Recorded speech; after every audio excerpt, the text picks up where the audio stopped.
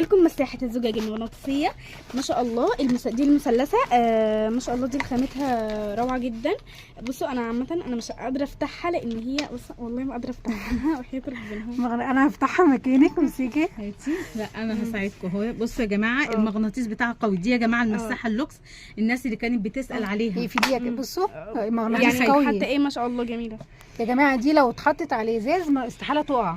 طبعا احنا مش لازم ايه عشان نغسل الازازه عندنا، نغسل الوش ده بعد كده جنب واحد الجنب اللي بره بعد كده كله طينه وما بنعرفش نوصله خالص. فاحنا بقى المره دي هنغسل الجنبين تمام وقت واحد بسهوله وما شاء الله. يعني ايه هي بتلزق، المغناطيس بتاعها قوي، فده يدل ان هي مش هتقع ان شاء الله. هتقفل على ايدك. انا خايفه ماشي. فده يدل ان ايه ان هو مغناطيس قوي ما شاء الله. البلاستيك بتاعها كويس جدا، وكمان الحبل دون عشان نمسك طويل جدا يا جماعه. بتلبسيه في ايدك وبتبقي ماسكاه كده تمام عشان نحرك تتحكمي فيها براحتك وتبقي مطمنه.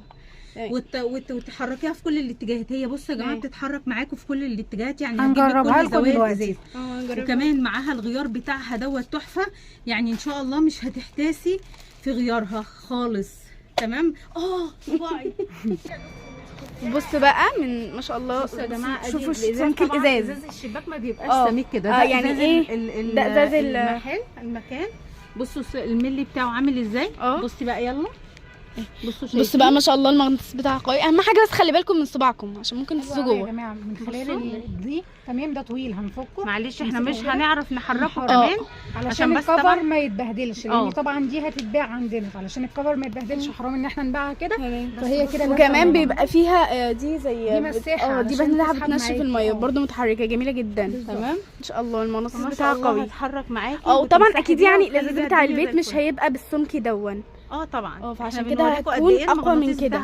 دي بقى عشان تقدري تحركي بيها براحتك. بس طبعا ايه عشان طويله جدا يا جماعه وسعرها حلو قوي. دي المثلثه لوكس المغناطيس بتاعها قوي جدا. بسعر قديم يا جماعه. الحقوها بسعر قديم يا جماعه. اللوكس بسعر قديم ما فيش غير 6 قطع. يعني متاح من دلوقتي لحد ما ننزل لكم الفيديو. الله اعلم هيبقى موجود منها ولا لا. سامعين الصوت بتاعه؟ احنا بنخبطها جامد على فكره. لا زي ما انتم شايفين بتجذب المغناطيس. بصوا صعب. يعني اقصد اللي هي قويه مش اخر 6 قطع والله يا جماعه ما فيش تاني. احنا ما شاء الله بنطلع منها كميات. الكميه بتخلص. وزي ما انتم شايفين الغيار بتاعها اهو كويس. احنا عندنا منها نوع تاني. بصوا في نوع تاني. تعالي عندنا منها في نوع تاني طبعا. بس احنا عايزين نصور لكم دي لان دي اللوكس اعلى نوع عندنا. تمام. الماتيريال بتاعها ممتاز ممتاز ممتاز. احنا هنا بنعتمد ان احنا في الفيديوهات بتاعتنا ان احنا نصور انضف نوع علشان لما نطلع لكم الحاجه ما ترجعش، وعلشان